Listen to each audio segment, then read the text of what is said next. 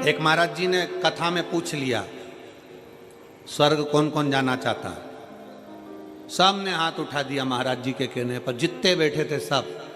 आगे 80 साल की बूढ़ी मां बैठी थी, उसने हाथ नहीं उठाया। महाराज जी ने 80 साल की बूढ़ी मां से पूछा, माता जी आप स्वर्ग जाना नहीं चाहती? माता जी बोली नहीं।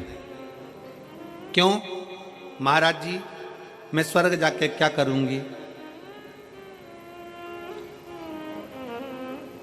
क्या करूंगी? अगर मेरी ये पड़ोसन सुधर जाए ना तो मेरा मोहल्ला वैसे स्वर्ग हो जाए। स्वर्ग हमारे नजदीक में, स्वर्ग हमारे घर में, स्वर्ग हमारे परिवार में, स्वर्ग हमारे अपने कुल के अंदर, अपने घर के अंदर, अपने परिवार में स्वर्ग समाया हुआ है। बस मीठी वाणी से स्वर्ग है, मीठे शब्दों से स्वर्ग है। लड्डू बनाया तिल्ली का, गजक बनाई तिल्ली की, खूब शक्कर मिलाई, खूब गुड़ मिलाया, खूब प्रेम से तुमने लड्डू बनाया। पर कई कई घर ऐसे हैं कि लड्डू बनाने में भी कड़वी वाणी का प्रयोग हो जाता। लड्डू तो बन रहा है पर आपस में इतना झगड़ा चल रहा है कि लड्डू में भी वो वाणी का असर आ गया। जिसने खाया खाते सी गालियां देना चालू, ट्रांसफर हो गया, लड्डू में ही गाली ट्रांसफर हो गई।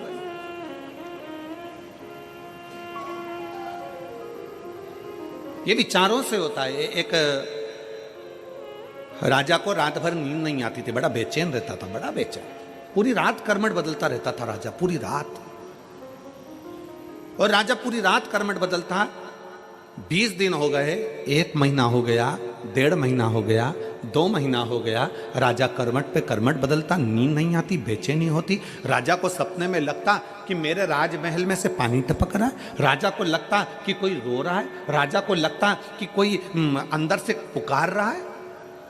राजा अपने गुरुजी के पास गया, गुरुदेव मुझे समझ में नहीं आता कि मैं राजा हूं, नगर का राज्य मेरे पास में है, पर समझ में नहीं आता कि मुझे लगता है कि मेरे महल टूट गया, उसमें से पानी टपक रहा है, अंदर से कोई रो रहा है। भोजन करता हूं, चित्त नहीं लगता, बेचैनी होती है, अंदर से बहुत बेचैन हूं। गुरुजी ने पूछा, घर में सब ठीक तो है? हाँ, राजघराने में तो सब ठीक है, पर मुझे ऐसा क्यों हो रहा है? तुम्हारे राजघराने में रानी को भी ऐसा हो रहा है? तो कहा रानी भी अगर भोजन करती है तो चिड़चिड़ करती है, गुस्सा करती है, बेचैन रहती है, बात नहीं करती, बहुत टेंशन में दिखती है, डिप्रेशन में पड़ी रहती है। बच्चों के साथ भी यही प्रॉब्लम हो रहा है। महाराज गुरुजी आप बताओ क्या करें? राजा ने कहा कि मैं कल तुम्हारे महल में पहुंच